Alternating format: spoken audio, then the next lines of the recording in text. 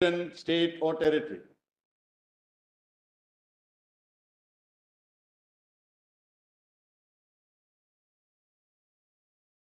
And this, your lordship will find in my written submissions.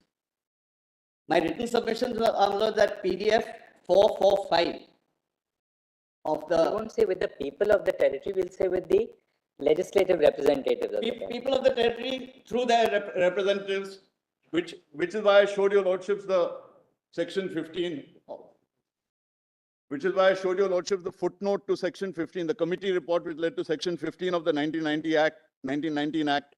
Lordships recall that the committee report and what they said about the consultation. Similarly, the 1935 Act, and then, Lords, and in my written submission, which is that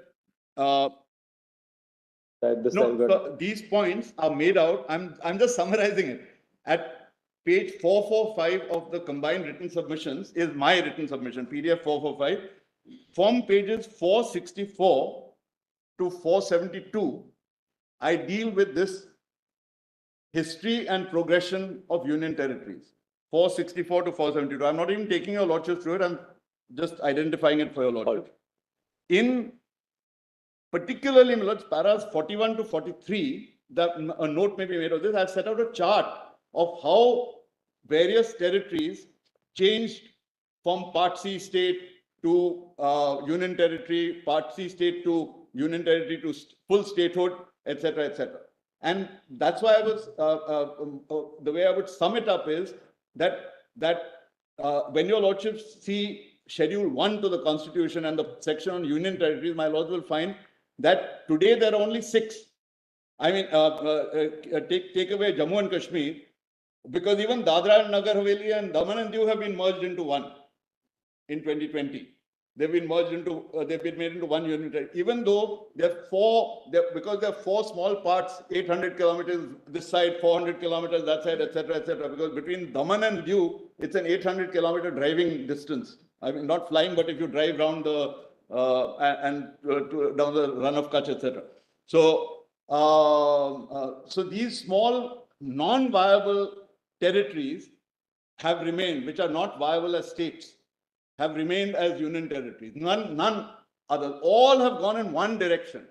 So this your lordship will find in my note. I'll say no more about this. No, that's done. Now coming to the next point, lords, is that 3 and 4 have to be read. First of all, I said that 3 and 4 have to be read as part of Part 1. Now, Part 1 is very important because your lordships have been showed Article 1 and 2. Article 1 says India shall be a union of states. Article 1 was amended by the 7th Amendment when union territories came to be introduced. But Article 1.1 and 1.2 were not amended. Union territories were added in 1.3. Sorry, in 1.3b. So even while amending in the 7th Amendment, India, that is Bharat, shall be a union of states. The territory, the states and the territories thereof shall be as specified in the first schedule. These were not amended when union territories came into being in the 7th Amendment. What is added is 3. The territory of India shall comprise A, the territories of the states, B, the union territories specified in the first schedule, and C, such other territories. But the basic concept of India, that is Bharat shall be a union of states, was maintained. Article 2 was maintained as it is. Admission or establishment of new states. Parliament may, by law, admit into the union or establish new states on such terms and conditions as it thinks fit.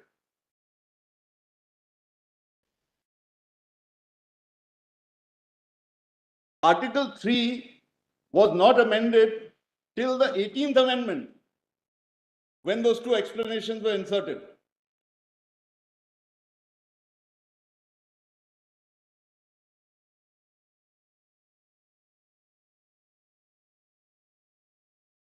Now the explanation has become the tail which is wagging the dog. And from that it is sought to be contended by the union that because the explanation says for certain portions the state shall include union territory,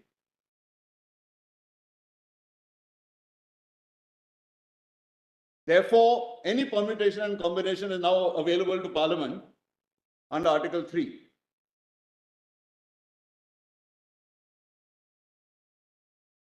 Now,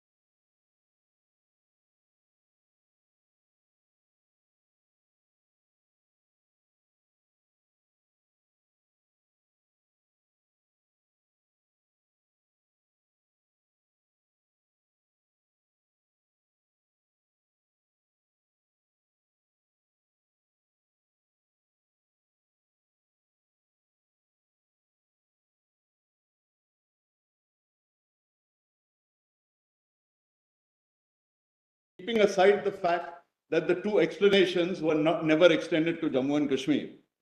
The two explanations which were introduced by the 18th Amendment were never applied to Jammu and Kashmir. Just one second. I'll come back to that, keeping that aside for the moment. So this fiction that you can convert a state into a union territory was, by the Constitution of India, never applied to Jammu and Kashmir.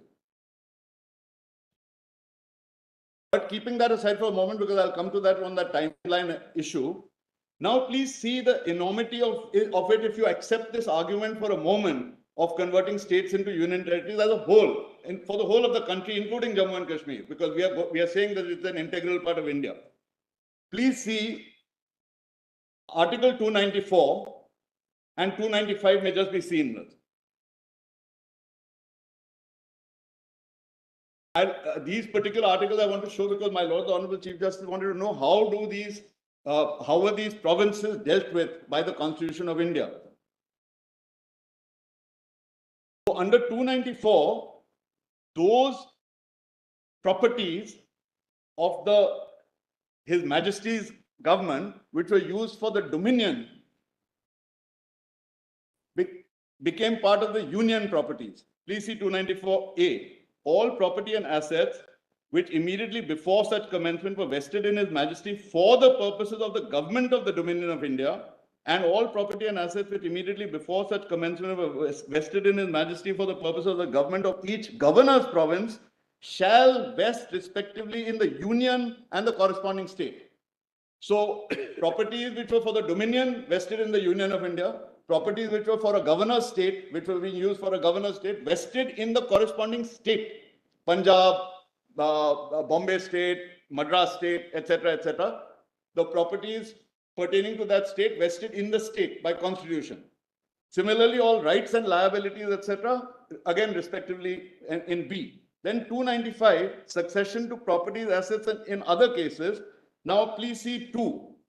Sub 2, I'm just taking a lot. This is now dealing with the Indian state. Subject to the aforesaid, the government of each state specified in Part B of the first schedule shall, as from the commencement of this constitution, be the successor of the government of the corresponding Indian state as regards all property and assets and all rights and liabilities and obligations that are arising out of any contract or otherwise, other than those referred to in clause 1. Yes. So those properties became the Part B state's properties. Part C and Part D were not defined here because the union had control of them. The union had control of Part C and Part D, so they remained in a sort of a silo.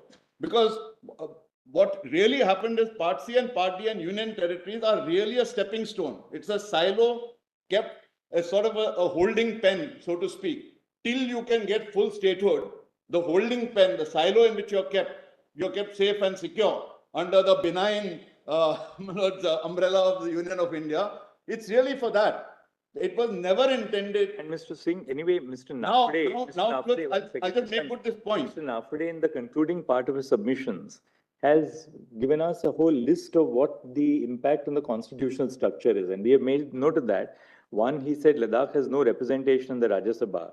2, Rajya Sabha, all of the 4 seats go to J&K. 3, Lok Sabha, Article 81C, all UTs can have a maximum of 20 seats.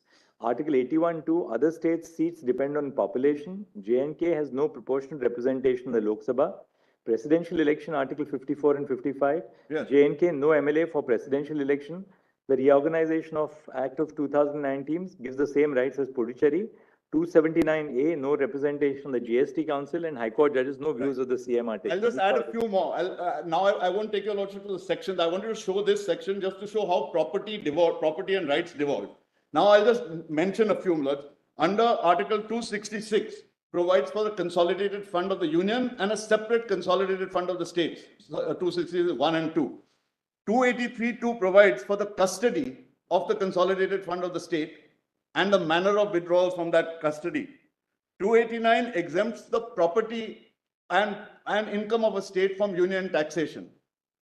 283,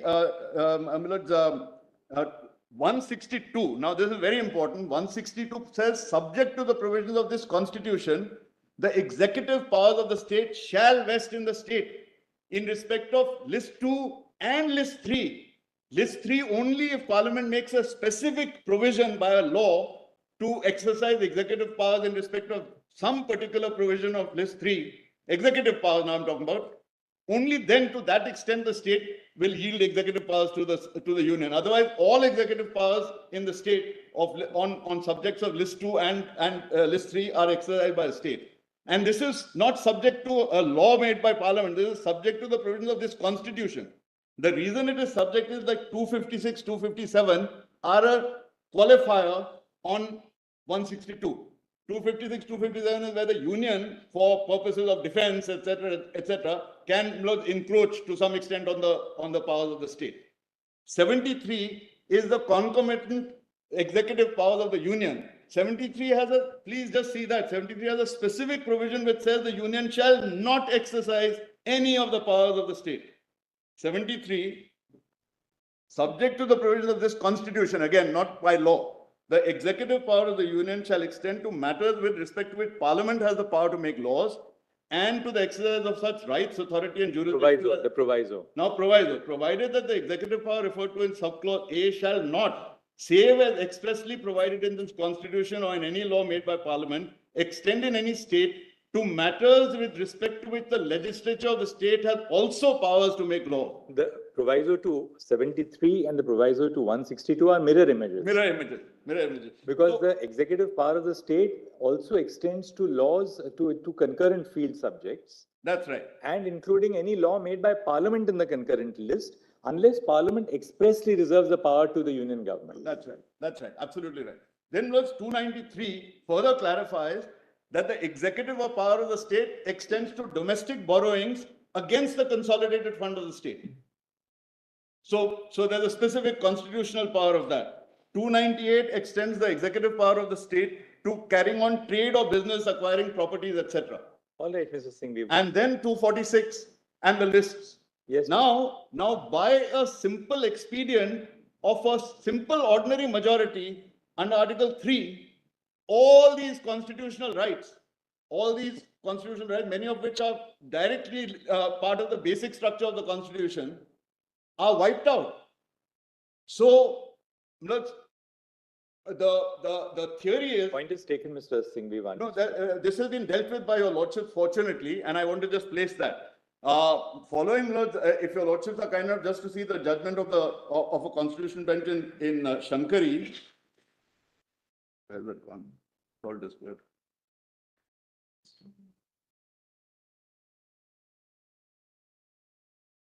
So, if my lords are kind enough to take up Shankari Prasad, I'd ask the learned court master to keep it ready. It's on the screen.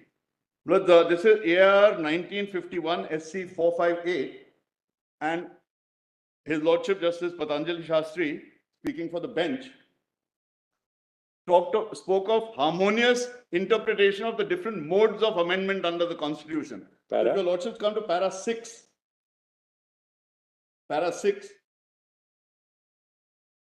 on the first point it was submitted, and then overleaf, let's come to the last about 8 lines of para 6, various methods of constitutional amendment. Do your Lordships find that one? Various methods of constitutional amendment have been adopted in written constitutions, such as by referendum, by a special convention, by legislation under a special procedure, and so on. But which of these methods the framers of the Indian Constitution have adopted must be ascertained from the relevant provisions of the Constitution itself, without any leaning based on a priori grounds or the analogy of other constitutions in favor of one method in preference to another. We accordingly turn to the provisions dealing with constitutional amendments. Now, the Constitution provides for 3 classes of amendments of its provisions. First, those that can be effected by a bare majority, such as that required for the passing of any ordinary law. The amendments contemplated in Articles 4, 169 and 240 fall within this class, and they are specifically excluded from the purview of Article 368. Secondly, those that can be effected by a special majority as laid down in Article 368.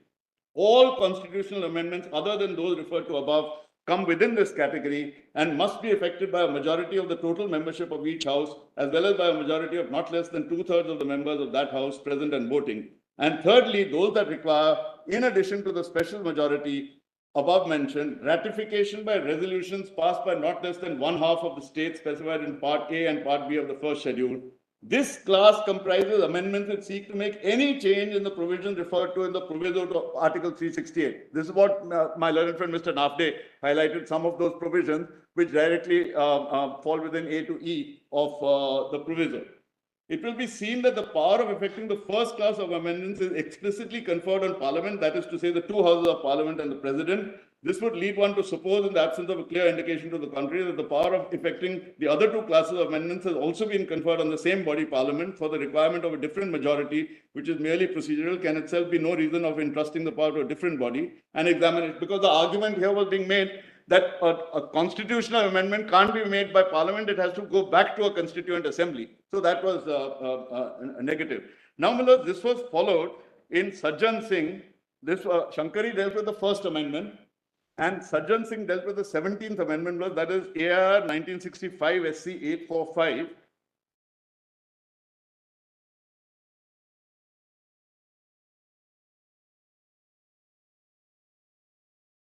And para 7, 8, please just see the first 4 lines of para 7, Sajjan Singh. In our opinion, my lords have that?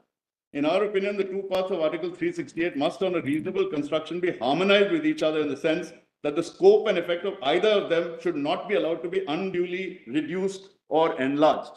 Then in para 8, Milords, about line 7 from the top, in other words, in construing both the parts of Article 368, the rule of harmonious construction requires that if the direct effect of the amendment of fundamental rights is to make a substantial inroad on the High Court's powers under Article 226, it would become necessary to consider whether the proviso would cover such a case or not. If the effect of the amendment made in the fundamental rights on the powers of the High Courts prescribed by 226 is indirect, incidental, or is otherwise of an insignificant order, it may be that the proviso will not apply. In other words, you have to harmonize these two provisions, and if it is substantially falling within, impinging on those A to E of the proviso, then you have to follow the greater.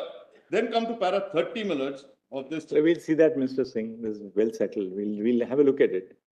Very well. I only want to point out para 30, Milords, because para 30 deals with Article 4 directly. So I would request your lordship, para 30. Incidentally, we may also refer to the fact that the constitution makers had taken the precaution to indicate that some amendments should not be treated as amendments of the Constitution for the purpose of Article 368.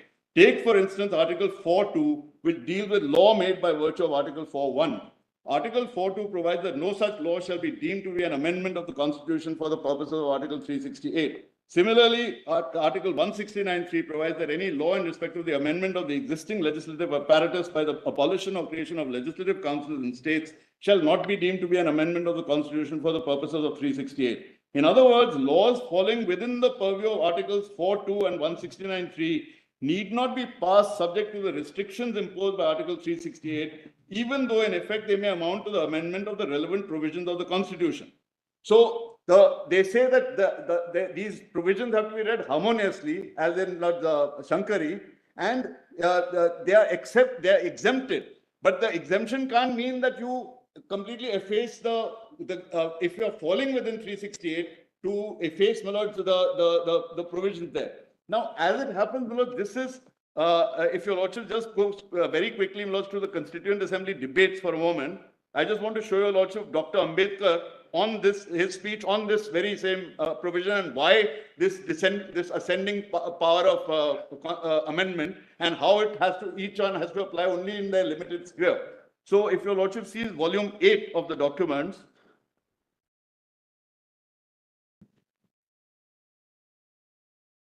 and at page 881,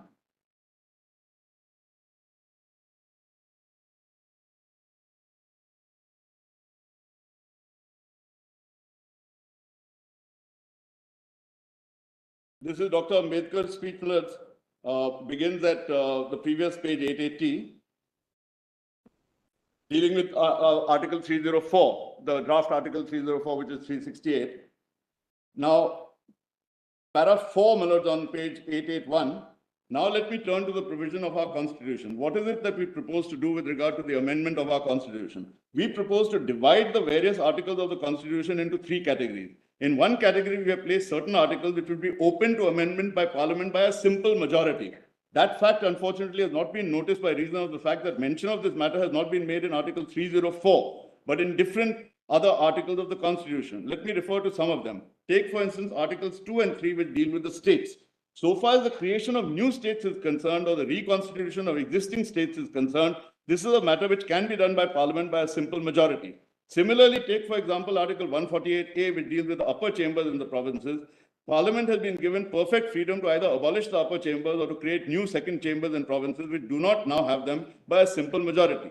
Now take Article 213, which deals with the states in Part 2. With regard to the constitution of the states, the draft constitution also leaves the making of the constitution of states in Part 2 and their modification to Parliament. Nothing much turns on this, really. No, the harmonious reading, if your lordship. That's well settled. Why do we have to read the speech for that? I'm sorry, Milord? We don't have to read the speech to have harmonious construction. No, I'm only on this, what Justice Patanjali Shastri, the formulation that he made in Shankari, actually. The three provisions, bare majority, two-thirds majority, and two-thirds majority with ratification. Those are the three separate provisions. Just see page 882 for a moment, or just flag it. Your lordship may just flag it. The third para in 82, now what is it we do? And the next para below that, after the interjection by the president, yes, now we have no doubt put certain articles in a third category where for the purposes of amendment, the mechanism is somewhat different or double. It requires two-thirds majority plus ratification. I shall explain why we think that in case of certain articles, it is desirable to adopt this procedure. If members of the House who are interested in this matter are to examine the articles that have been put under the proviso, they will find that they refer not merely to the center, but to the relations between the center and the provinces. We cannot forget the fact that while we have in a large number of cases invaded provincial autonomy, we still intend and have as a matter of fact seen to it that the federal structure of the constitution remains fundamentally unaltered. We have by our laws given certain rights to provinces and reserved certain rights to the center. We have distributed legislative authority, we have distributed executive authority, and we have distributed administrative authority. Obviously, to say that even those articles of the constitution which pertain to the administrative, legislative, and other powers.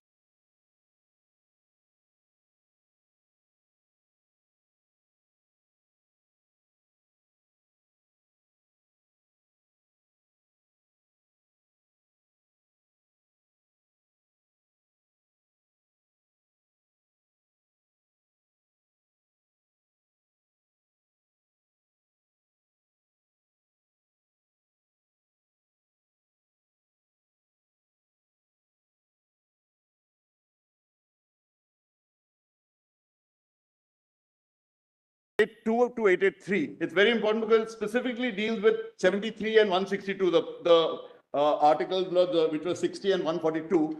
And it says that these cannot be changed. This ratio, this balance cannot be changed except by a special majority coupled with ratification by more than half the states. So that may be just noted. Now in Mangal Singh, this is reiterated, and I'll just give your lordship the pages now. Mangal Singh, your lordships will find at volume 6, PDF 386, para 6.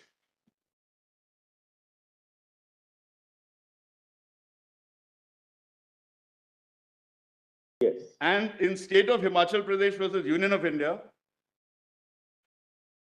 volume 14, PDF 776. Volume number? 14. Volume 14, PDF 776, para 93.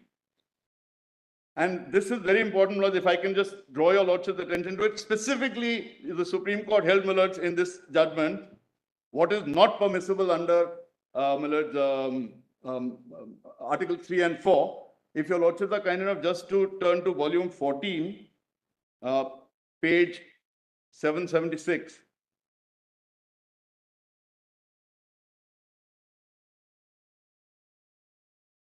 Para 93.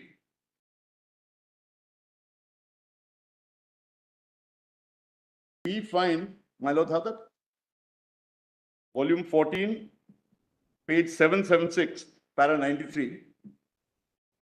we find that under the provisions of Article 3 of the Constitution, Parliament has the power to form a new state by separation of territory from any state, or by uniting two or more states or parts of states, or by uniting any territory to a part of any state, increase the area of any state, diminish the area of any state, alter the boundaries of any state, and alter the name of any state. But under Article 3, Parliament cannot take away the powers of the state executive or the state legislature in respect of matters enumerated in List 2 of the 7th schedule to the Constitution. This has been made clear in the speech of Dr. Ambedkar in the Constituent Assembly, quoted in paragraph 52 of the decision of this court in Kuldeep Nair versus Union of India. Relevant portion from the speech is quoted. The basic principle of federalism is that legislative and executive authority is partitioned between the center and the states, not by any law to be made by the center, but by the Constitution itself. This is what the Constitution does. The states under our Constitution are in no way dependent upon the center for their legislative or executive authority. The center and the states are co-equal in this matter. And then, my lords, your lordships have been shown Berubari in volume 13, page 492. Various paras, but my lord may just note the paras in Berubari, volume 13. It starts at page 492, paras 36, 38, 44, and especially 46 are very important. Then, my lords, R.C. Podial, etc. Your lordships have been shown those. I won't. So, just reeling of judgments. I'm so sorry. Just reeling of the judgments and giving para numbers. Doesn't it form a part of your synopsis? If it forms a part of your synopsis, we will give a consideration to it. My lord. Otherwise, what's happening is you're depriving your other colleagues of a right to. Because of in the context of that, this could only have been done under 368(2). That is the essence. Now, the last point, and I will close, is what the second point I had raised, but my lord, the Honorable Chief Justice wanted me to address on union territories to start with. So this is with regard to the timeline and how there was no power at all to table or enact this law at all in the manner in which it has been done. The reorganization. Please just take this timeline. Exactly. Parliament, how Parliament passes it, does it fall within? No, if there was, the point here is not, the point here is if it is, if CO 273 was not there and the Constitution of Jammu and Kashmir and the Constitution of India as applicable in Jammu and Kashmir was in force, this could not have been tabled at all. Trying to say there was not inadequate debate, how the Parliament was conducted, this would be a difficult area to get. We understood the other propositions, but now to say, no, well, they did it in this much time. No, if done it not this much time, but this much time. No. Let me put. I'm sorry. It's my fault, but I have not made the point clear. If Article 3 says, for instance, that it will not be introduced unless the president has done ABC, and it is apparent that the president has not done ABC, but ABC gets done on a subsequent date. It's not there on that date. Rajya Sabha passes a bill which it is not competent to pass at all, not competent to even table or consider under the terms of the Constitution. Then that's all I'm trying to point out. Please just take a look at this. It's a very short, just a timeline of 5 entries of what happened on 5th and 6th. This is all from available in the, and I've given the PDF pages of each of the documents. Just give us, what are the dates? You can tell us the dates. Just give us the dates. Your Lordship will have to not be able to handle these sheets now. We've got everything in the soft form. I mean, these sheets will just fly around the place. It just gives PDF pages. Very well. This will be a part of our record. Now, on 5th August 2019, CO 272 is issued by the President, which adds subclause D to clause 4 of Article 370. Substituting the Legislative Assembly. Adding? That might save your lordships a little time if I can just handle it. It's not part of your synopsis. That's what I'm asking. It must be part of your submissions, right?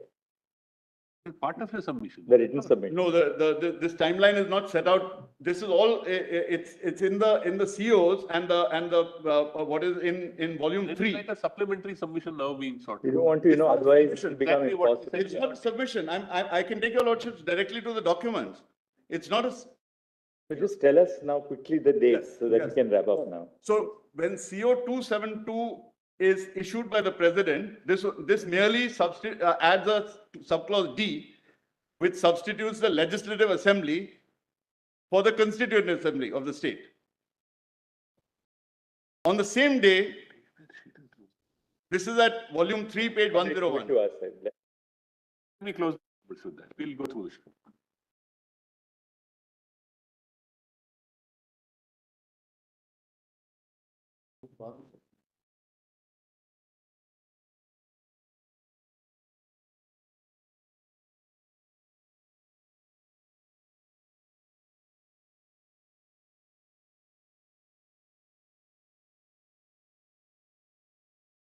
Now, on the same day, the second entry, the Lok Sabha, on a reference from the president, this is the phraseology, passes a resolution to accept the J&K reorganization bill presented to it by the president for its views.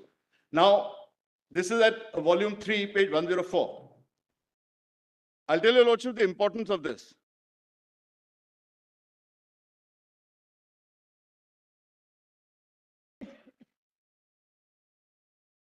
have a look at it, please. Let me just make the point, Lord. What's the point of doing this? See, you please tell us if we will not go beyond 4 o'clock. You ask your colleagues whether it's fair to them or not. That's all I'm saying.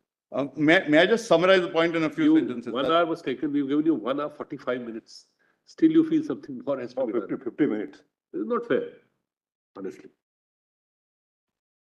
If your lordships have felt that I have repeated myself in any way or not, Everybody has to ration summarize it. time. We have Everybody has to summarized. ration time, you know. We have given you time. We have summarized it. At some stage, all good things must come to an end.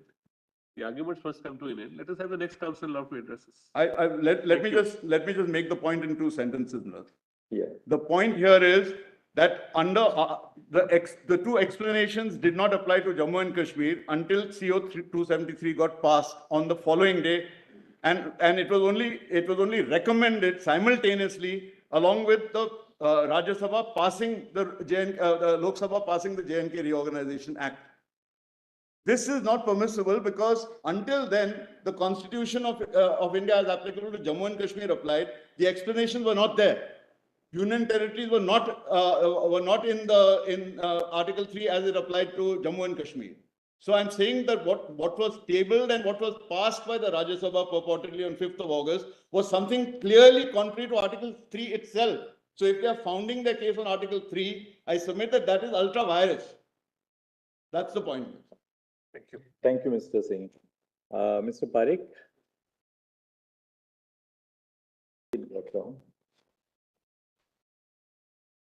I'm very grateful that. Thank you, Mr.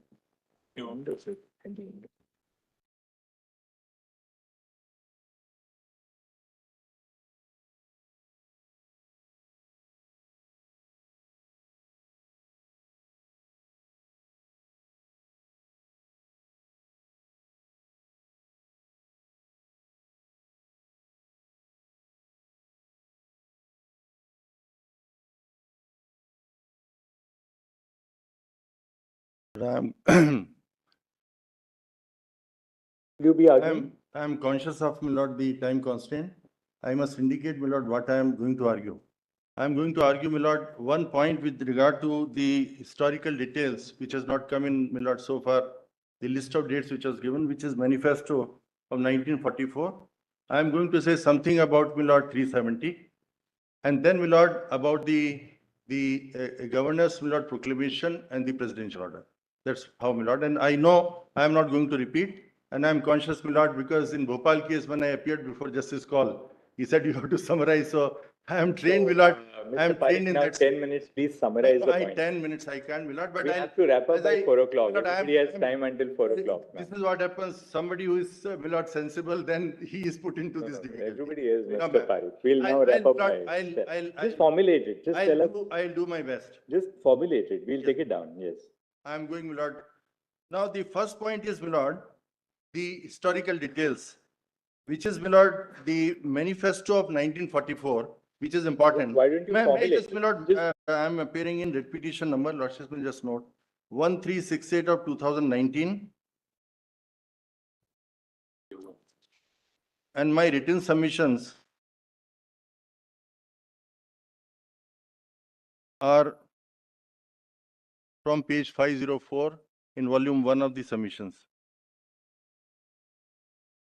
Now, my lord, the formulation is like this, that, my lord, the people of Kashmir on 29th, 30th of September 1944 came together and gave themselves, my lord, a manifesto. In manifesto, they said two things we want. We want a constitution for for Kashmir, and then also an economic plan for Kashmir. Now, these two things were there. Then they went into the question of, my lord, what rights should be given to the children, what rights should be given to the women, what kind of land reform should be there. All that was part of manifesto. Now they gave it to my lord, to the Raja at the time, and then Maharaja. And Maharaja, for consideration that this is what we demand, and this is the democratic setup we want in Kashmir.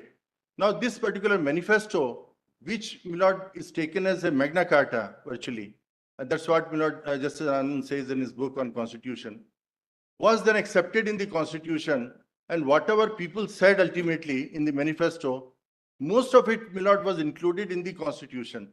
This is known as, my lord, the new Kashmir, they call this manifesto. Now, the importance is this, my lord, that the sovereignty rests with the people, and they express, my lord, their sovereignty in a particular way. This is what they want. This is kind of democratic setup they want. Now, this sovereignty was, my lord, accepted when the Constituent Assembly was sitting, and was translated, my lord, ultimately into the Constitution of Jammu and Kashmir. So there are two things, my lord, which emanate from it. Number one is that the sovereignty which rests with the people, and they, my lord, expressed it, and that expression was translated ultimately, my lord, into the Constitution which they gave unto themselves. That's number one. Second is, my lord, when there is a written Constitution, then that written Constitution is supreme. Now, lordships have, my lord, noted that judgment in Article 143, that privilege case, my lord. I'll just give the citation and the para number, which says, my lord, that ultimately in a democratic country having written Constitution, it is the Constitution which is supreme and sovereign. That is, my lord, 1965, 1 SCR 414, and it is in volume 17, PDF. It starts at 337 at 357, para 40.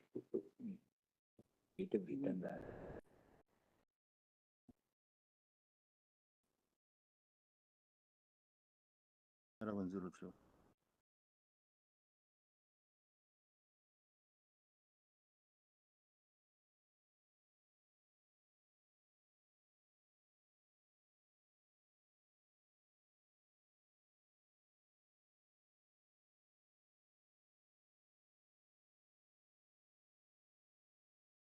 Note that in my submissions, because it has not come.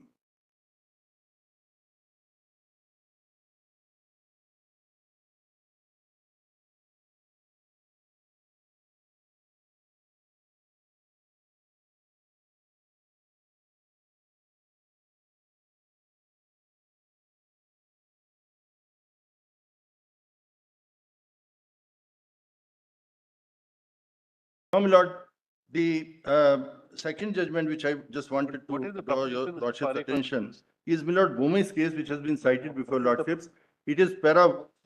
So what's the, 103. if you can conceptualize it, Mr. The conception, my lord, that's what I'm saying. I'm saying that this, my lord, the entire idea, people said they want to have a democratic setup. And therefore they came together, gave themselves, my lord, a manifesto. Manifesto was translation of their wishes or desires, that it should be in a particular way. That, my lord, was given to Maharaja at that particular point of time, that please accept it because we want this monarchy to end, we want a democracy to come. So this expression, my lord, which was given in the manifesto, was translated ultimately, because as I said, it was a Magna Carta, and in the discussion also we find That they is have is in your Lordship, submission. so We look therefore at the it, idea Mr. is that Parekh, we look at your submission. Lordship said formulated. So it's, my lord, ultimately the sovereignty which rests in the people, ultimately transferred, my lord, in the Constitution. As I said, the Constitution is supreme and sovereign. My lord, that's the idea. And I, my lord, refer to the two paragraphs.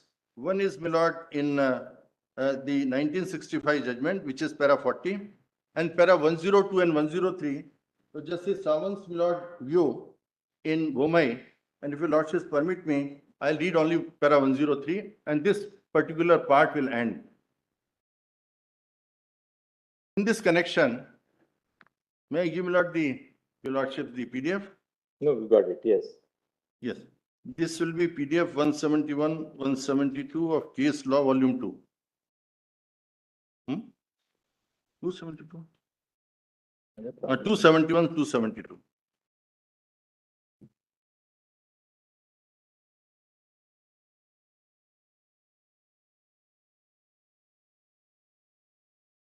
Now 102.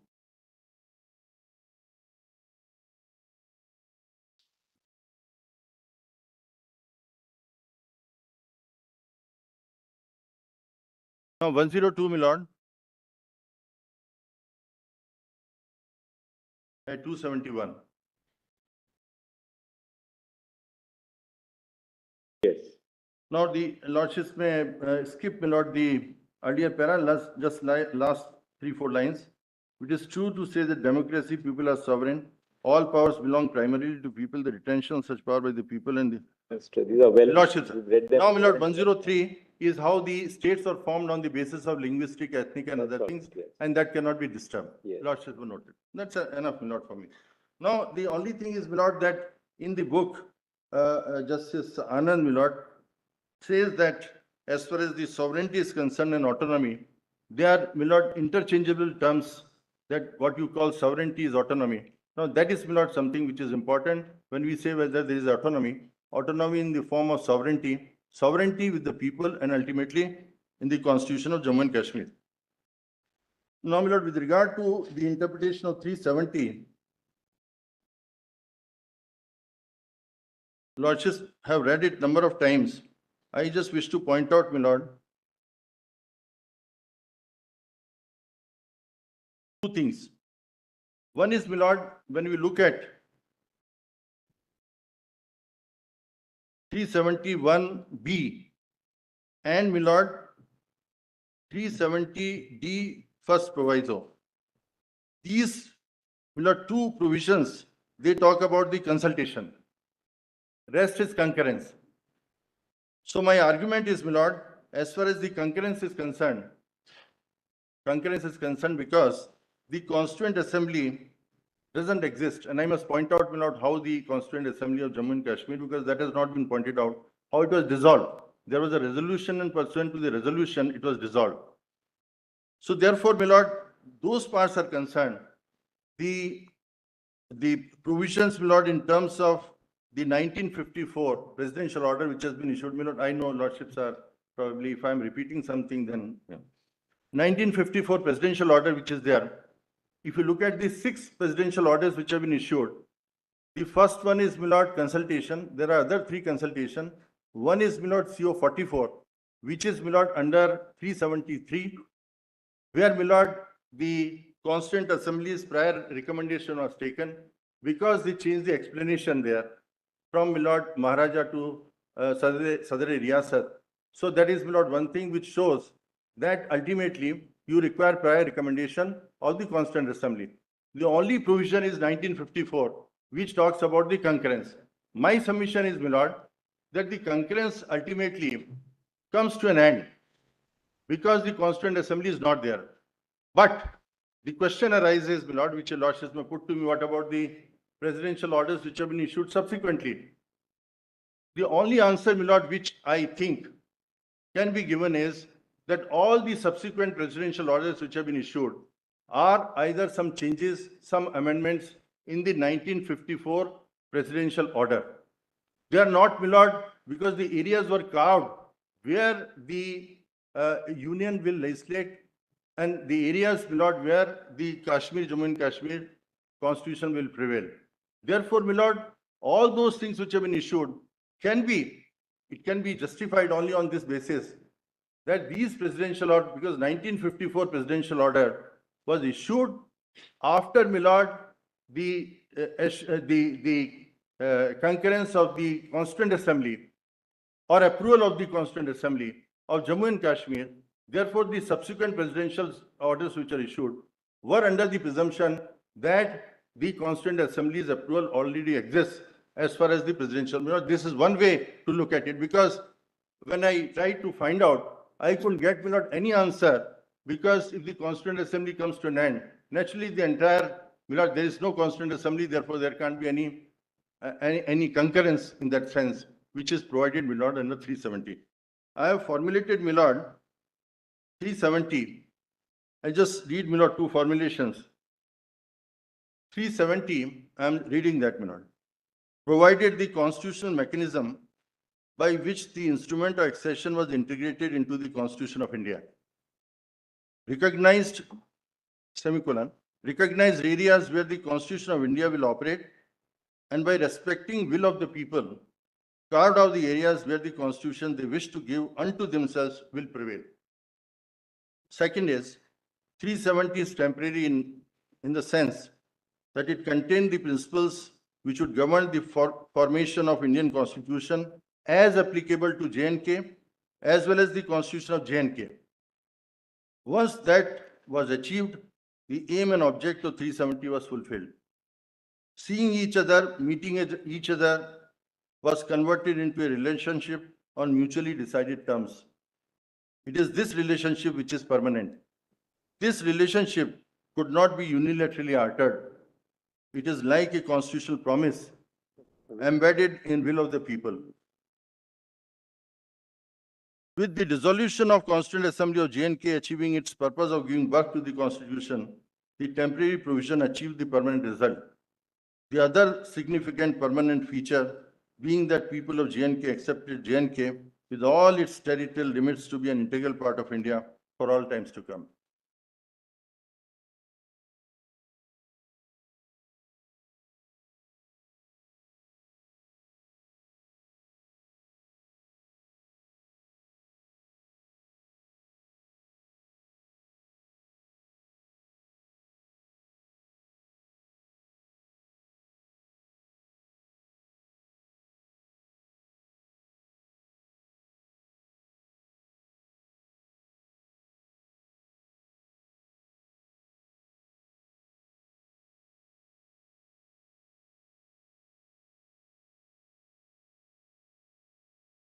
No, my lord, there are three documents, my lord, on the basis of which the interpretation of 370 is possible. One is, my lord, the Constituent Assembly debates in India, the Constituent Assembly debates of J&K, and the judgment in Premnath Call. Now, from all these three documents, my lord, two situations emerge. One is that the Constituent Assembly will have a final say. All, my lord, the debates as well as debate in Jammu and Kashmir, and my lord, the Premnath Call judgment says so. That number one, Constituent Assembly will have a final say, and number two is relationship will be finally determined by J&K Constituent Assembly. These are the two factors which are common, my lord, in the entire thing. I just wish, my lord, because the Mr. Gopal Subramaniam had read, my lord, the debates in Jammu and Kashmir Constituent Assembly, but I just wish to draw your lordship's attention to my submissions 504. Just, my lord, look at 512.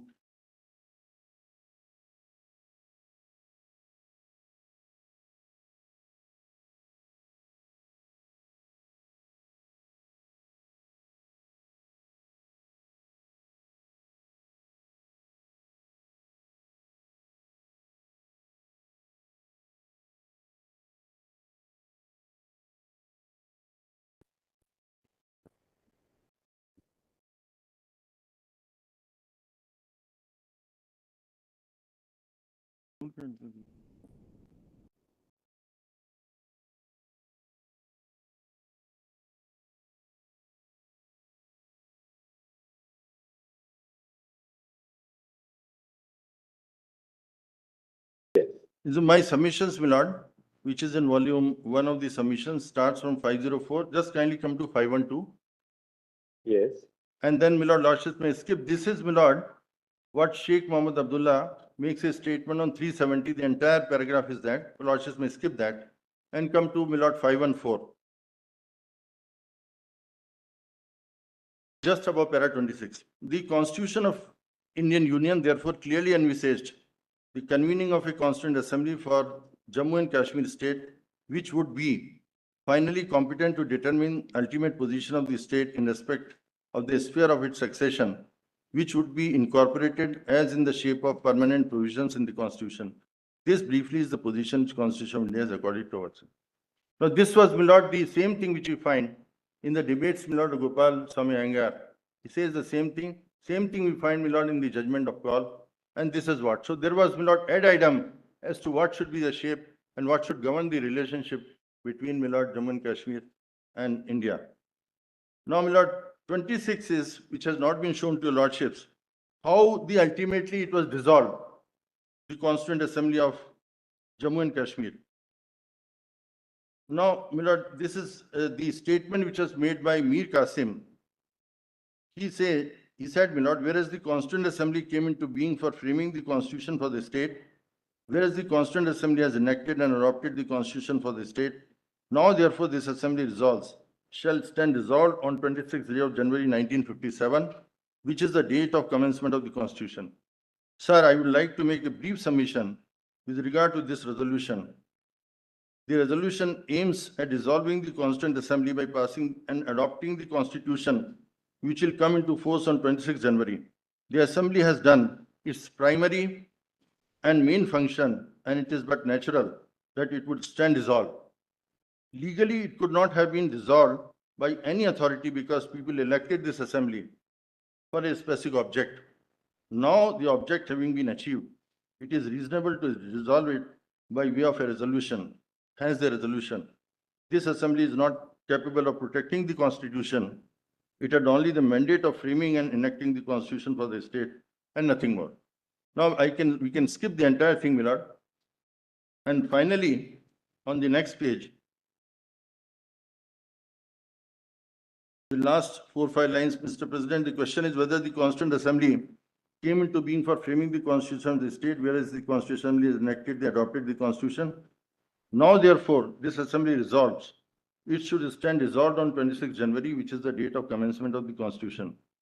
And we close the business. And then, my lord, after this cross is, my lord, the proceedings on 26th of January 1957.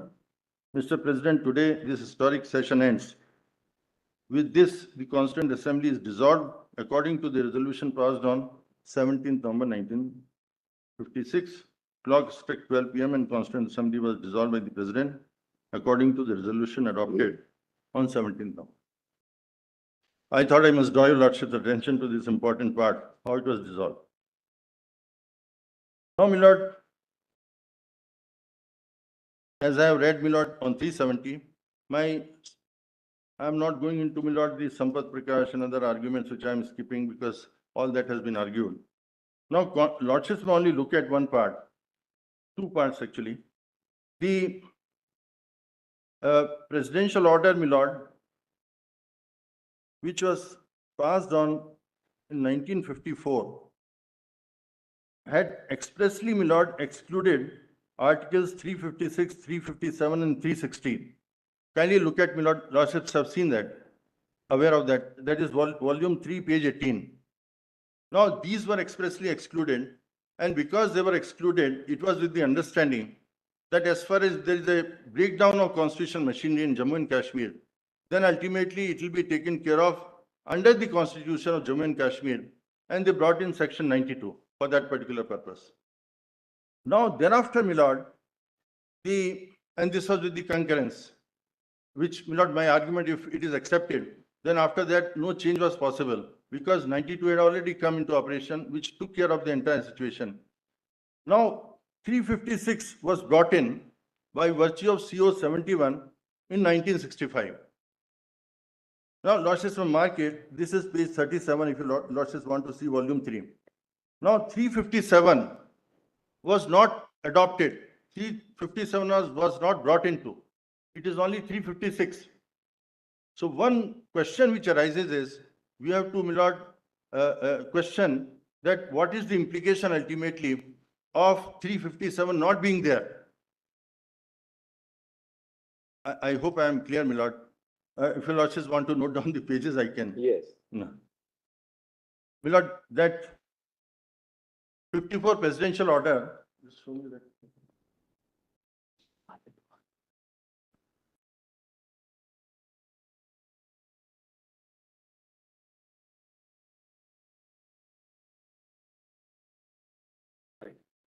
Yes, what I'm trying to, my lord, point out is this, that the Constituent Assembly of Jammu and Kashmir, At that time, Fi- 356 finally, was when the- not- finally the 356 was situation- not- 356 was not there. Subsequently, 356 has been made applicable. no, my lord, what I'm trying to say is, I can show the debates. When 92 was inserted, section 92, what were the debates, my lord, in the Constituent Assembly of Jammu and Kashmir? What I'm trying to show is the Constituent Assembly of Jammu and Kashmir ultimately approved that 356, 357, 360 will not be there. And therefore, my lord, 92 came into being. So 92 provided for the situation because 92, equivalent of 92 doesn't exist for as far as other states are concerned. Thereafter, my lord, the changes were made, and in 1965, 356 was inserted, brought in. Said wherever constitution is mentioned, you read it as Constitution of Jammu and Kashmir. 357 was not brought in. Now, if you look, my lord, read 356, it says that you give parliament ultimately or to the president. Under 357 alone, that the orders can be passed or law can be made. Kindly look at 357, my lord.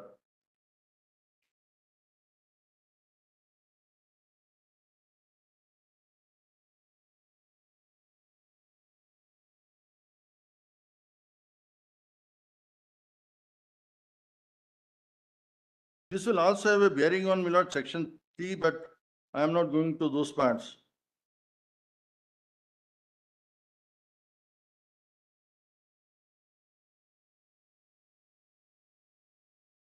Now, 357 says, whereby a proclamation issued under clause 1 of Article 356, it has been declared that power of the legislature of the state shall be exercisable by or under the authority of parliament.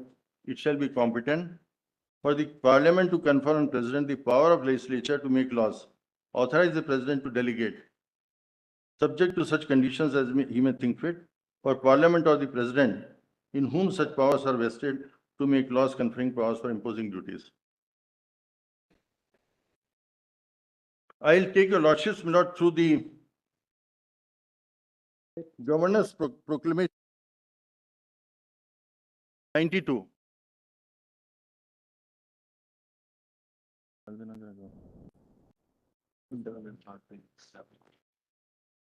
Article 357 has not been made applicable. It has not been made And applicable. therefore, though Parliament can assume to itself the power of the state legislature to enact laws, Yes, you cannot further delegate it to the president. correct. You cannot do that. That's not my argument. And kindly, my lord, see the proclamation which was issued on 20th of June 2018. Just look at that, my lord. That proclamation, my lord, is at volume 3, page 85. I am saying, my lord, that there is a machinery which existed to take care of the constitutional breakdown. And I am quoting again Justice Anand's book because he says, relying upon number of judgments which are given by, my lord, the Jammu and Kashmir High Court, whether it is, we can reconcile both. And the argument is, yes, we can reconcile. But the question is, ultimately 92 acts in a particular sphere and 356 acts in a different sphere altogether. You can reconcile, it can exist. But the question is, they operate in different fields. And once you exercise power under 92, and you say we are dissolving, and look at, my lord, this particular proclamation, which is, my lord, at page 85, just look at it, my lord, in 92. And I'm asking myself why 356 was not issued initially. It could have been done. Why they resorted to 92?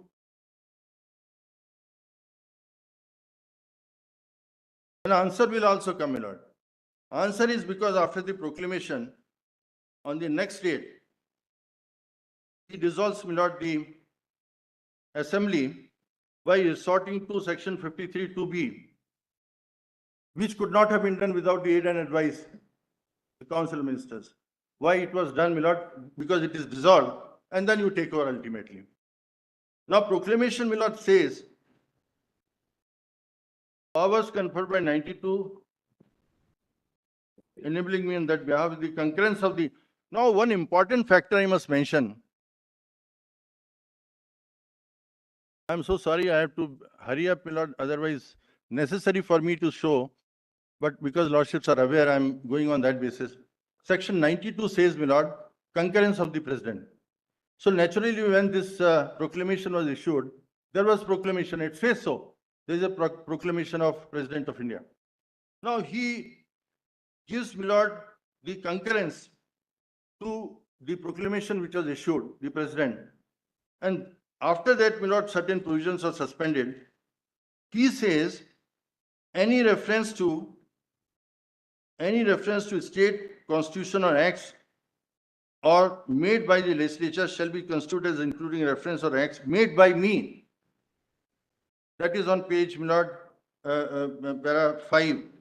In exercise of powers of legislature of the state under the proclamation made under such and such.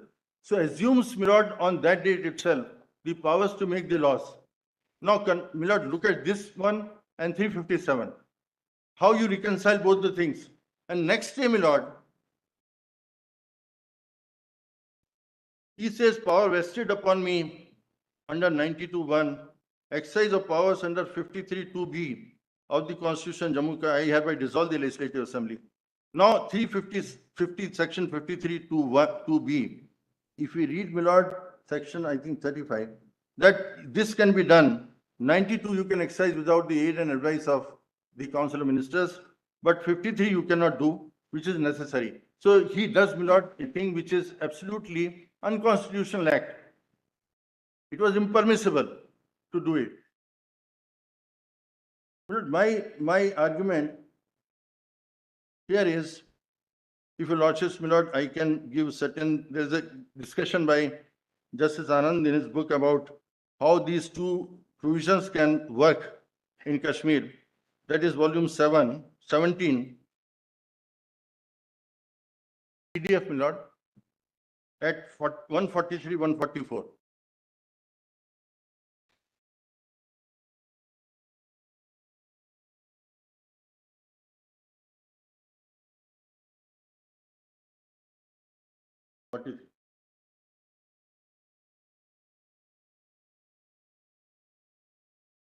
So, my lord, my submission is, in this situation, it was not permissible for the President, my lord, to invoke the powers under 356 because under 92, and 92 is something which was approved ultimately by the Constitution of India and also the Constitution of Jammu and Kashmir. It's a malafide, excess of power and a fraud, which, my lord, I don't want to go into the judgments. Now, my lord, my probably last, I must say, argument is with regard to CO 272 and 273. Just kindly have a look at, and the argument will be very brief. Kindly look at, my lord, 272 at page, I think, PDF 101.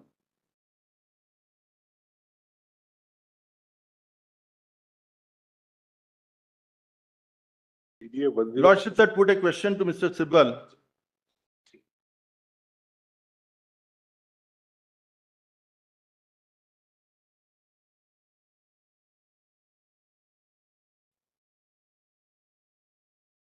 This is 5th of August 2019.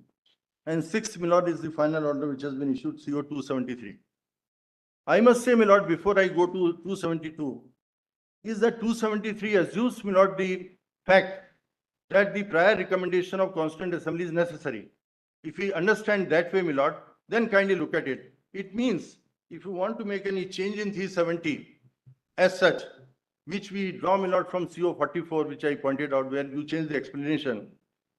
That's the only thing, my lord, which the Constituent Assembly approved. Now, here, my lord, what they do is that through the interpretation clause provision, they, my lord, indirectly change 370 itself. Kindly look at, my lord, this one. To 367 shall be added the following clauses. Lordships may skip A. A says construed as references to such and such. B is references to person for the time being recognized by President recommendation or Assembly. Sadr Riyasat, acting on advice of Council of Minister of State for the time being in office, shall be construed as references to Jammu and Kashmir. Now, exactly the same words which are used in the explanation. So they are changing, my lord, the explanation without the prior recommendation of Constituent Assembly. And look at, my lord, below that. In proviso D, 3 of 370, expression Constituent Assembly of State 2 shall be read as Legislative Assembly of the State. Now, my lord, I ask myself that how this is possible that you can change 370 as such by virtue of the interpretation when you recognize in the very next order which was issued that Constituent Assembly's prior recommendation is necessary. So this interpretation, my lordships are asked, why this interpretation? Without this interpretation also something was possible. This interpretation was resorted to because they wanted to show the exercise ultimately done by them by CO 273 is something which is constitutional in nature. That is to say that they have done this thing after prior recommendation of the Constituent Assembly. So how they may not achieved it? They changed 370 to the interpretation clause. Absolutely, my lord, unconstitutional act. And after doing this, I hope I am clear, my lord. After doing this, then, my lord, the final order is given. What it says, CO 273. In exercise of powers conferred by clause 3 of 370, read with clause 1 of 370 of the Constitution, the President, on recommendation of Parliament. So, my lord, the recommendation of the Constituent Assembly after that was substituted by recommendation of Parliament. Is pleased to declare as from the such and such all clauses of the 370 shall cease to operate. So what they do is they know without Constituent Assembly they cannot do. Constituent Assembly is not there. They bring in through that interpretation indirectly. And my submission is what you cannot do directly, you cannot do indirectly. That's again a fraud on the Constitution. Lordships have followed, my lord.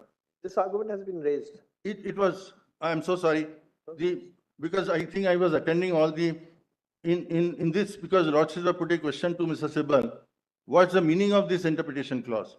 Why they resorted to interpretation? They resorted to interpretation because they could not have done directly with 370. Therefore, they resorted to, and after making change, came out, my lord, with this one, on the recommendation of Parliament. Now, other question, which is a prior recommendation.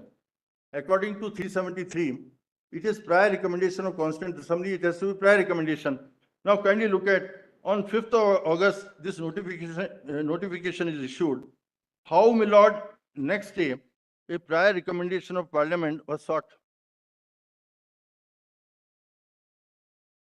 On the face of it, my lord, it looks obvious that this is something, my lord, which is not permissible. The entire exercise, my lord, shows that it is mala fide in nature. So therefore, my lord, this goes, 272 goes, the other, my lord, proclamations which are issued, they also go. Thank you, Mr. Parikh. Thank you. My lord, it becomes very difficult sometimes because I know, because you read a lot, chip by chip, my lord, things are removed. Few chips remain, my lord, then you have to sustain yourself on those chips. So probably I do not have done whatever. Thank you, Mr. Parikh. Mr. Sen. More than 7-8 minutes. Yes. Fast as possible. Just 3 points I want to highlight. Proposition being a more restrictive and strict approach in interpreting Article 370 for 3 reasons. I'm taking the broader view because the nuts and bolts have been gone into. The first reason is historical. The second is jurisprudential. And the third is in terms of the constitutional ethos. The historical part, my lord, which I'd like to emphasize for a more restricted and strict interpretation is that the region consisted of a Muslim majority. And the population, my lords, had a choice between either going into Pakistan or into India, either being a majority in Pakistan or choosing to take a minority status in India. My lords, it chose the latter. And my lords, although the historical part has been dealt with about the signing of the instrument of accession, just a few pages I'll highlight to show how it was Sheikh Abdullah who represented and who had a hold over the population at that time, who was responsible for this transition to India. And therefore, my lords, one of the important points which I'd like to make is that if there is a choice, a conscious choice made to remain a minority in a region in the backdrop of the horrific violence of partition, my lords, when there's a constitutional promise in the nature of Article 370, it should be strictly construed. That's my first point. And my lords, in regard to that, my lords, may I just point out 2-3 pages, VP Menon's book on the integration of the nation state. I'll just point out the pages so that I don't take time. My lords, page at volume 15, PDF page 1258, where it just mentions that Sheikh Abdullah rose to power to fight for the rights of the Muslim community. By 1939, the body had shed its communal complexion and changed its name to National Conference. He had a considerable hold over the people of the state. That is VP Menon's book at page 1258. Then, my lords, may see page 1259 PDF. The Maharaja was assured by Lord Mountbatten that if he acceded to Pakistan, India would not take it amiss, and that it had a firm assurance of this from Sardar Patel himself. Lord Mountbatten went on to say that in view of the composition of the population, it was important to ascertain the wishes of the people. This is PDF page 1259, volume 15. The situation for the Maharaja was not easy. This is again Menon pointing out. If he acceded to Pakistan, the non-Muslims of Jammu and Ladakh, as well as considerable section of Muslims led by National Conference, would have resented such an action. That is page 1259, PDF page 1259, volume 15. The government of India had no territorial ambition in Kashmir. If the raid by the tribes had not taken place, government of India would have left Kashmir alone. That is at page 1271, PDF, volume 15. The tribal invasion was not a spontaneous affair engineered by Pakistan. That is at page 1271, volume 15. The accession was legally made by the Maharaja of Kashmir, and this is important. And the step was taken with the advice of Sheikh Abdullah. That is PDF page 61, volume 20. This is A.G. Noorani's book, my lords. This is not, up to now I was stating Mr. Menon's book. This is A.G. Noorani. And then, my lords, may see on 27/10/1947, in reply to the request for accession by the Maharaja, the Governor General of India, Mountbatten, clearly stated that the issue of accession should be decided in accordance with the wishes of the people as soon as law and order had been restored in Kashmir. This is PDF page 59, volume 20. In the context of these historical facts, both Nehru and Sardar Patel were of the clear view that Jammu and Kashmir should decide their own consequences. See letter of Jawaharlal Nehru dated 18th of March, 1949, PDF page 67, volume 20. This is again A.G. Noorani's book. It is in this context, my lord, that 370 emerges. So, my lords, my first submission is this, in this context, that when there is a conscious choice made in this manner, my lords, all the more reason why it should be taken strictly. And in this context, may I just point out S.R. Bommai at page 218, PDF page 218, volume 2, which says that federalism is not seen merely as a matter of administrative convenience, but one of the principal outcomes of our own historical process and a recognition of ground reality. And, my lord, this leads to what is called asymmetric federalism, my lords, which has been extensively dealt with by my lords in the NCT judgment 2. It is also, my lords, in fact, one of the first persons who coined the term asymmetric federalism in the Indian context was Professor Balbir Arora from Sorbonne, and he was also the professor for political science in JNU. And his book, my lord, which is at page 242 to 243, PDF page, volume 17 of the document compilation, where he talks about the nature of asymmetric federalism, which was there, which is to take into account different regional aspirations. And it has a remarkable degree of flexibility and pragmatism. It is a calibrated institutional response to the diversity of constitutional unit permeating both de facto and de jure variation. My lord, thereafter, my lords, may I just point out the above fact that it is an anti-majoritarian or a protection against majoritarian that asymmetric federalism provides. And in that context, my lords, our constitution is also a anti-majoritarian in many ways, my lords. There are lots of judgments which have dealt with it. I put it at point 3 of my written statement at page 500. That is E.3 of my written statement.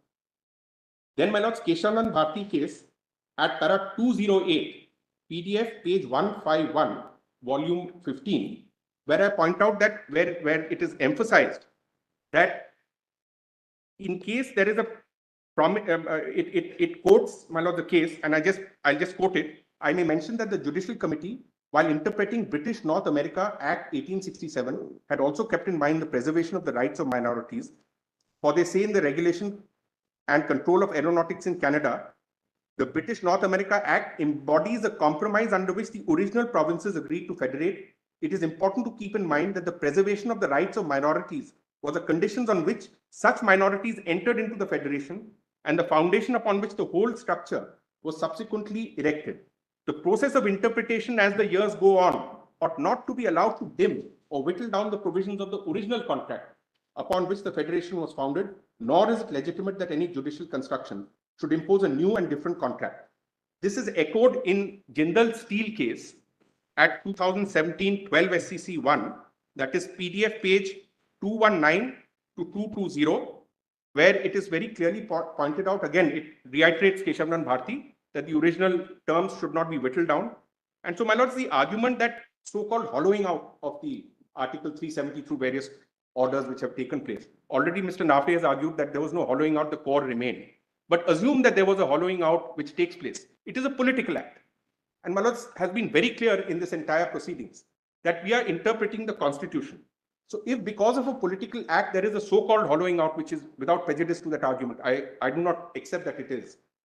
But if there is such is the case, even then that should not affect the interpretation of the provisions of Article 370.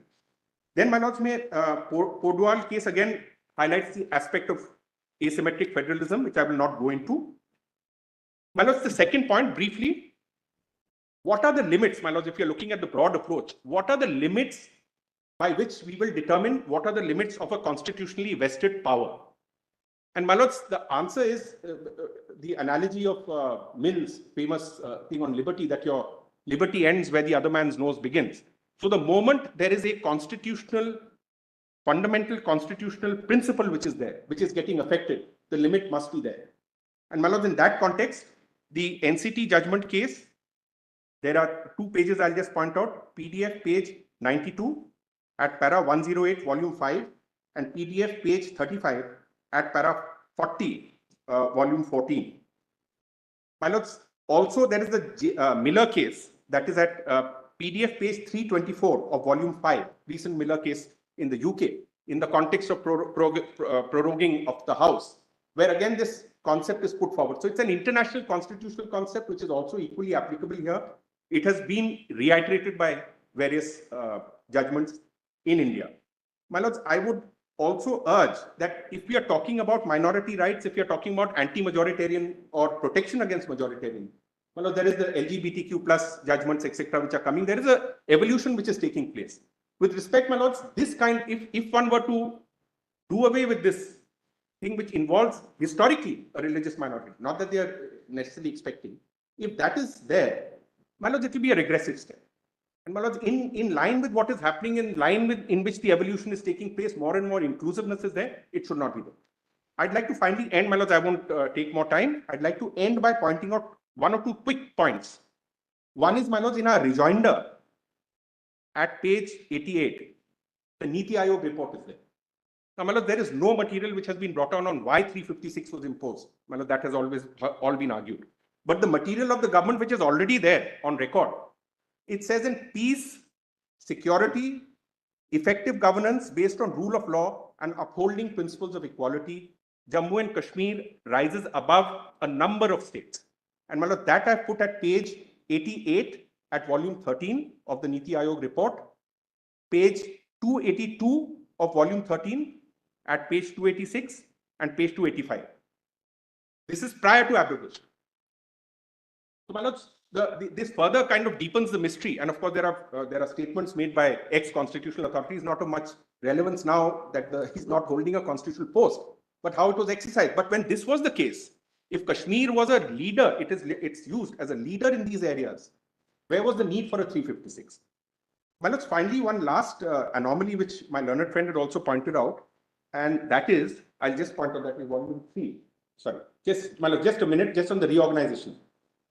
I'm sorry. Yes. My lord, we come to section 57. My lord, it's the botched up kind of situation which is arising now with this. Of course, the Reorganization Act is consequential, I understand, but still, my lord, I may just point this out. 57 at PDF page 126, volume 3. My lord, it says, notwithstanding anything to the contrary, contained in any law, document, judgment, ordinance, rule, regulation, or notification on and from the appointed date, the Legislative Council of the existing state of Jammu and Kashmir shall stand abolished. On abolition of Legislative Council, every member shall cease to be, etc. So it abolishes the Legislative Council. Now, my lords, what is peculiar is, just before this, the CO 272 is passed. CO 272 applies all the provisions of the Constitution. When you're talking about abolishing the Legislative Council, then it has to be as per section 169 of the Constitution of India, which is already stands applied on pursuant to CO 272. Once that is applied, then my lord, what happens? It can't be done away by way of this act. So we've already challenged the validity of this act, but my lord, this is like a Trishanku, a Legislative Council, which has not been abolished by any proper procedure which is prescribed by law. So my lord, that was the point, and there was one more. 73, my lords, is that, my lords, clause which has come even by way of amendment in the context of the Delhi government also, that if the president on receipt of a lieutenant governor, my lords, the same powers as 356, but no time limit provided. I'm very grateful, my lords, and I'm extremely grateful that my lords had this the technology which enabled us even many times, even while you were not present in court, we could keep in touch with the Thank you, Mr. Chairman. deeply obliged. Yes, ma'am. One of the major political parties, and was heading the government at the time of governor's rule. And I have held office. I've formed the government twice before. I was a single major party, and I'm therefore, I would venture to suggest, much more representative of legislative will than that ersatz and duplicitous reference in CO 272 to the Legislative Assembly. I also represent writ petitioners in writ petition 1099, where Mr. Ramachandran was appearing, petitioners 3, 4, and 5.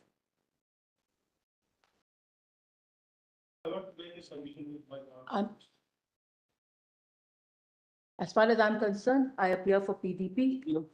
I don't Who are know you? what this is. Who are you? Who are you? This repetition 1099 was initially filed by 6 people. Then 2 of them withdrew, Dr. Shah Faisal, and then. I don't know what he's talking about. Then the red petitioner number 1, who is Mr. Javed Bhatt. Javed Bhatt, when he engaged my learned friend, then the understanding of the senior counsel, Raja Ramachandran, would be arguing the matter. When he came to know that he has withdrawn from the matter, then he contacted a senior lawyer from Kashmir, Mr. Muzaffar Hussain Beg, who in fact. I didn't know anything of this. I'm sorry. Let me represent PDP, the impleadment application. My lords will hear him whenever it's done. We are not PDP. Yes, I'm arguing for PDP now. My lords will hear me. That's an intervenor application, but the mandate petition, Farooq Bhatt is the petitioner number 1. When he engaged them, then the understanding was that Mr. Raja Ramachandran would be arguing the matter. When he withdrew from the case, then Javed Bhatt petitioner number 1, he approached Mr. Muzaffar Hussain Beg. So we have filed the Muqaddimah that perhaps not has been placed on the board because of some timeline issues. May I clarify? That petitioner number 1 in red petition number 1099, Mr. Muzaffar Hussain Beg would be arguing, of course, with the permission of my lords.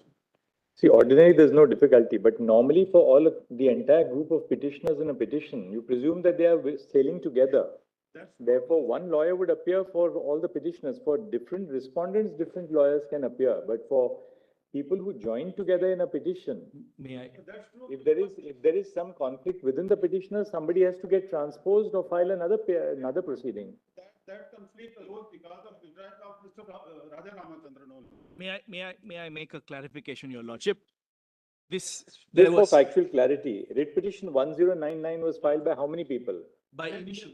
May I? Just one second. He's in charge. 1 second. Yeah. I instructed in the matter, Your Lordship. There were initially 7 people. Yeah. Of which Dr. Shah Faisal and Ms. Shaila Rashid subsequently withdrawn. Mr. Ramchandran, in fact, argued their applications for withdrawal, and this was allowed by this court. So we're left with 5. There were 5. There was one Mr. Javed Ahmed Butt, his was petitioner number one, who became the petitioner number one after Dr. Shah Faisal's withdrawal. So last evening, I received a request saying that there has to be a way in which we had another arguing counsel to the team.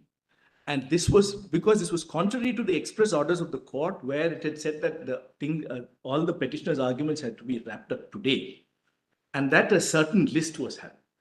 So despite and therefore I deemed it unreasonable to accede to that request at that time, and I had indicated that they are free to pursue their remedies, whatever they have, and they had therefore requested no objection. On which I had a separate, very detailed release covenants that I had in fact received from the petitioner, where in the detailed release covenants he had covenanted that these hearings would not be interrupted, and after the hearing plan is over, if anything, with the permission of the court, he may take that is because as also the nodal counsel, we owe duty to the court that the Just 1 second, 1 second. Jadara, mic ban karo.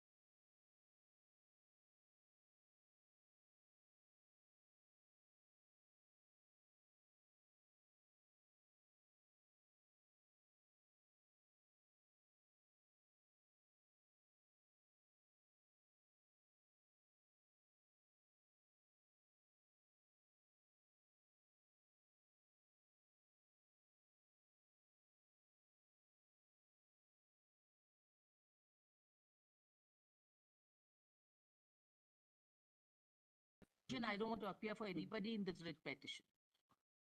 I will just appear for PDP. Yes, I don't want to appear for him.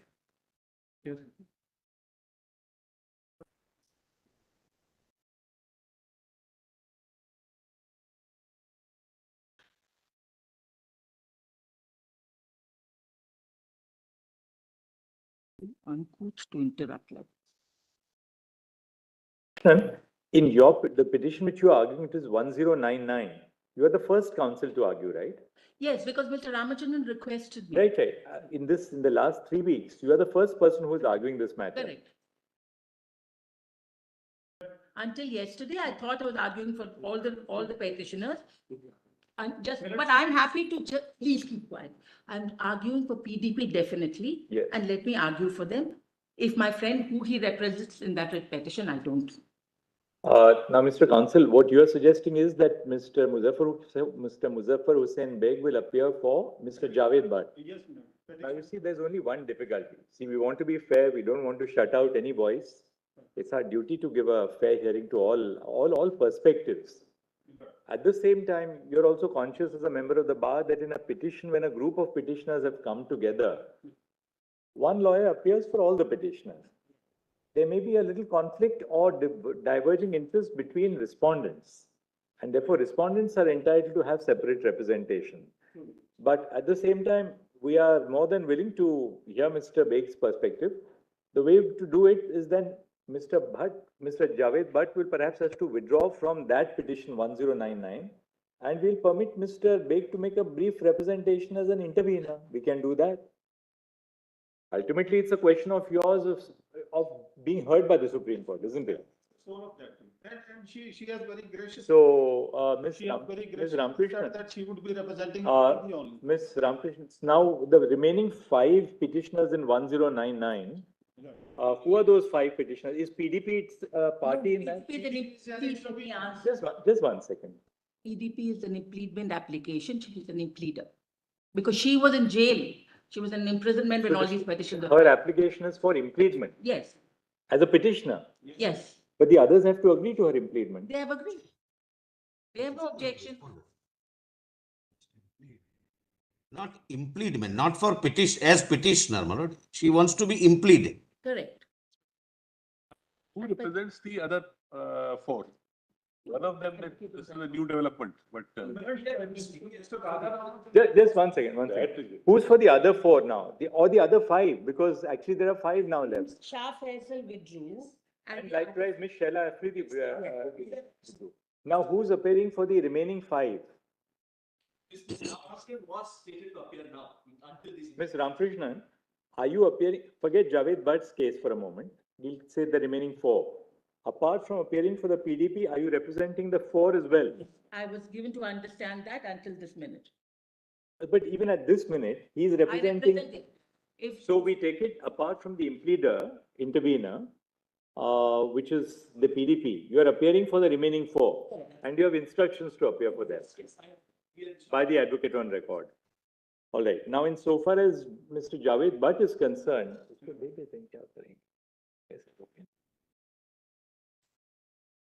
what we'll do is we'll complete the submissions of Ms. Nitya Ramkrishnan. Rest assured that we will give let's see how things progress. All right. We got the point now. Yes. Yes, Mr. Ramkrishnan. I'll try and speak in bullet But then points. only one thing. Do we take it that you, Mr. Javed Bhatt, seeks to withdraw from this petition so as to allow him a separate intervention? No, he is not withdrawing as a petitioner. But then if he is not withdrawing as a petitioner, we are trying to create some space for you. If he is not withdrawing as a petitioner, then the advocate on record will appear for him. How can you have a different counsel appearing? Because he has obtained an NOC, and the reason as a. When did he obtain When did you obtain the NOC? Very respectfully, I submit. When did you obtain a NOC? Please tell us. Yes, my lord. Then You can't do that. The matter on the last date of hearing, you obtain a NOC. Then you say, now I want to appear for that one individual petitioner. He will continue to be the petitioner, while four others or five others are represented by another counsel.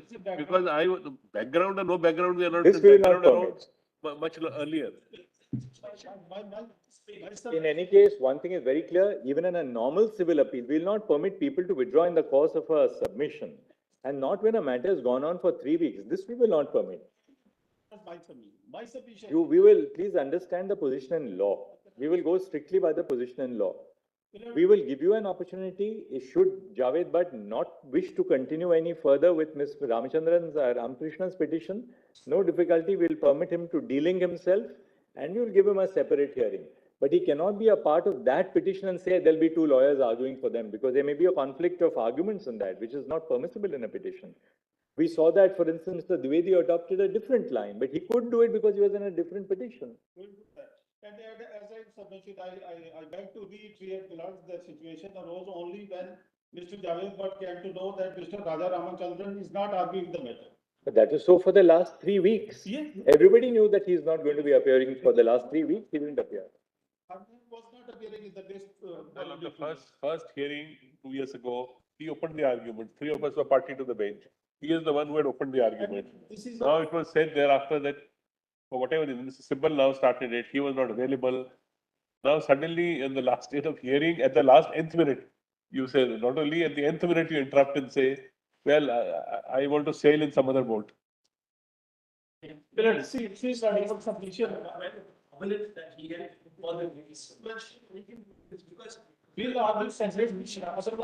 right, we'll cut through all this. Above all, we are absolutely sure in our mind that we want to give an opportunity to different perspectives, because we have to be duly apprised on all sides, different perspectives, different points of view. As we said, even within the petitioners, there were different shades of constitutional argument. We'll not shut anybody out. We will hear, but let's follow the correct procedure in law. Let's not set down procedures which are wrong. Mr. Attorney General, we'd like your assistance on this. Forget now that you are. Will that be a proper procedure, Mr. Attorney? I think so. Yes, Mr. Ramkut. all this happened to me. Please, if I may just, I don't know who to. I gave only purpose of thinking of nothing.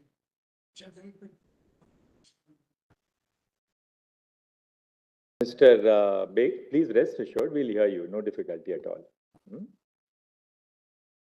Please be in the court, Mr. Beg. Mr. Beg, you can be in the court. You don't have to leave. You can be in the court now. We'll hear you after. You can be in the court. Yes. Going to sit. Please ask one of the juniors to give a chair to Mr. Beg so that he can sit there. Yes.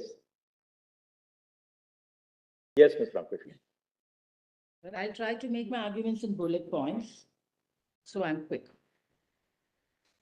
The first point I wish to make is that integration is neither a linear concept nor a quantitative concept. There is a spoken and unspoken assumption that Article 370 is temporary in anticipation of some greater It's integration, neither a linear concept. nor a quantitative one.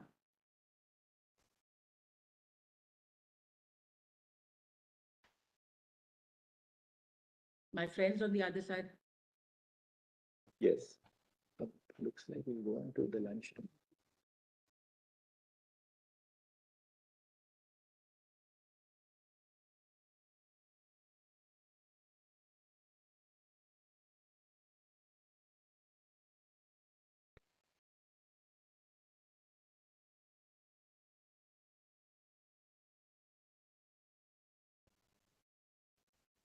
Since we are 6 or 7 minutes short of 4 o'clock, and there's an event at the bar in the evening, otherwise we could have continued till 5:30.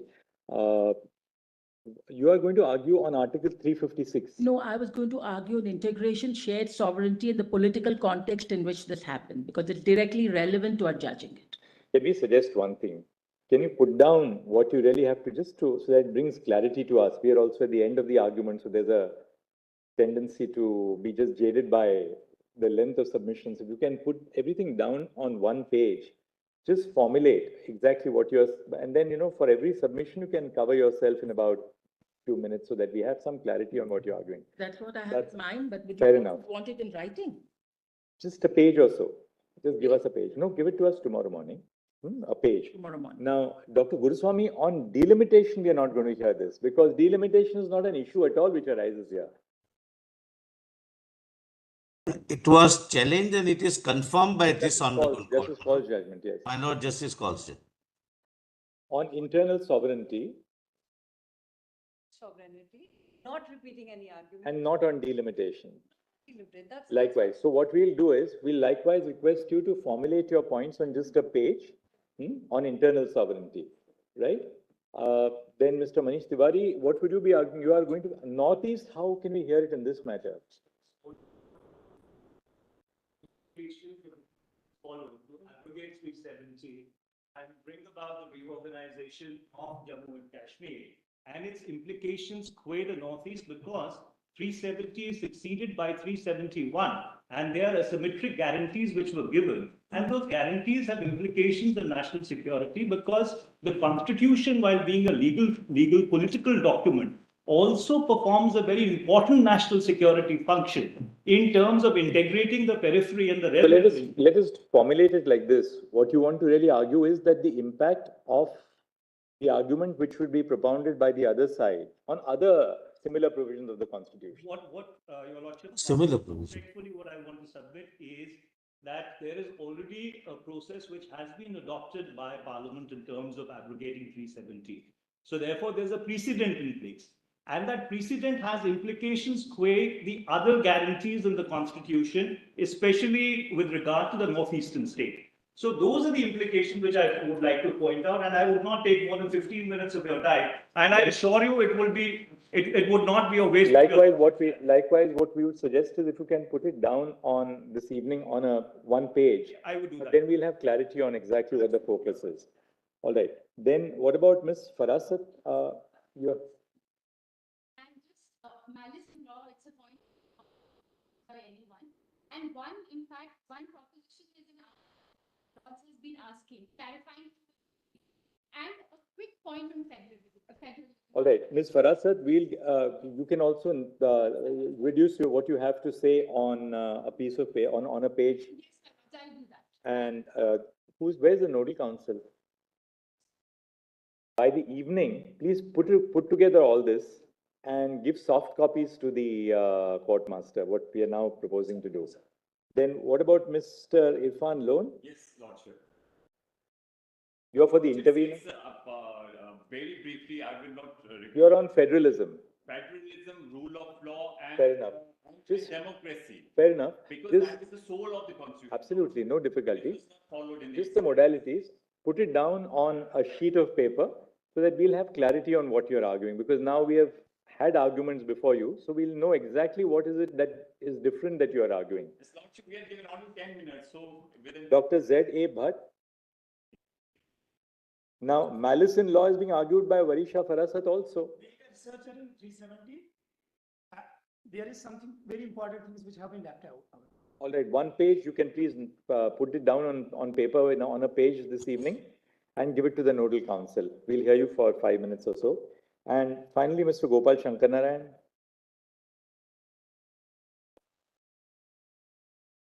Tell your lordships candidly. Now, what we'll do is this. We'll come back to you. Yes.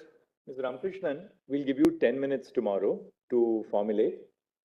Dr. Guruswamy will give you exactly 10 minutes to formulate tomorrow. Mr. Tiwari will give you 10 minutes too, once you put it down on paper. If you can all circulate it to the court master by 8 o'clock this evening, we'll all have an opportunity to read what you have written by early morning tomorrow. And then everybody else, after Mr. Tiwari, Varisha Farasat, Irfan Lone, and Z.A. Bhatt, we'll give you 5 minutes each to conclude your submissions once you put it down on paper. Then the cutoff is lunch.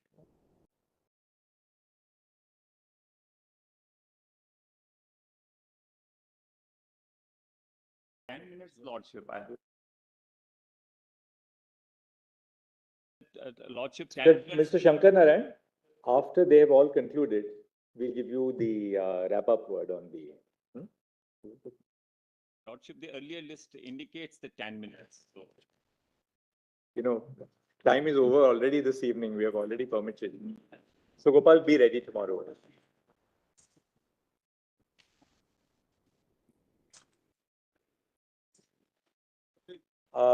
We will hear you,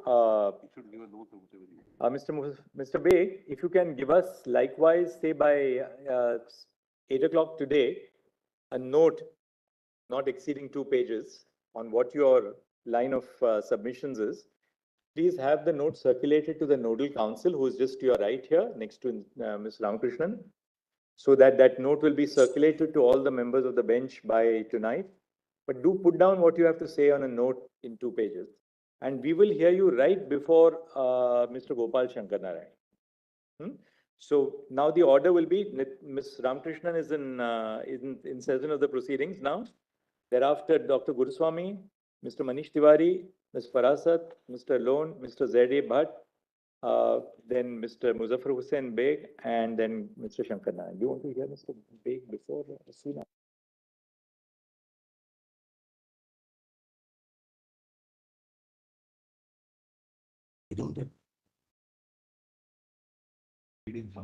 So much before we rise for the first session, I think we'll be through with this side tomorrow morning.